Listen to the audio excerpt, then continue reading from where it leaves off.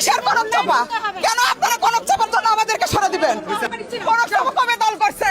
সঙ্গীতের মঞ্চ থেকে রাজনীতির অঙ্গন, এই পথটা সহজ ছিল না জনপ্রিয় কণ্ঠশিল্পী রুমানা মোর্শেদ কনক চাপার জন্য। এবার সেই পথেই যেন নতুন করে আবারও বিতর্কের জন্ম নিল।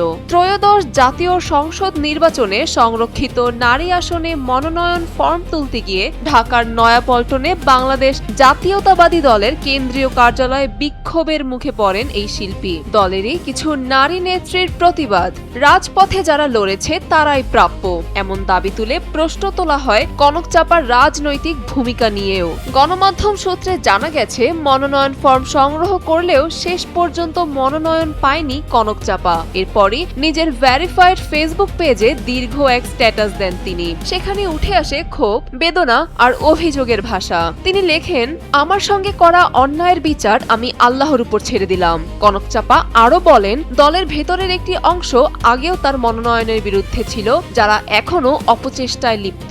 2013 সালে রাজনীতিতে আসার গল্প টেনে খালেদা জিয়ার অনুপ্রেরণার কথাও স্মরণ করেছেন এই শিল্পী। তার দাবি, রাজনৈতিক পথ চলায় তিনি হয়েছেন ক্ষতিগ্রস্ত, এমনকি হারিয়েছেন নিজের সঙ্গীত ক্যারিয়ারও। একজন শিল্পী গাইতে না পারলে তার কি থাকে? কনক চাপার এই প্রশ্নে যেন ধরা পড়ে তার ব্যক্তিগত সংগ্রাম। এদিকে পুরো ঘটনাকে ঘিরে দুঃখ প্রকাশ করেছে দল। তবে প্রশ্ন থেকেই যাচ্ছে, তারকাদের রাজনীতিতে আসা নিয়ে দ্বিধা আর দলের ভেতরের এই বিভাজন ঠিক কোথায় গিয়ে থামবে? সঙ্গীতের মঞ্চে যিনি কণ্ঠে জয় করেছেন কোটির হৃদয়, রাজনীতির মঞ্চে তার লড়াই এখনো চলমান।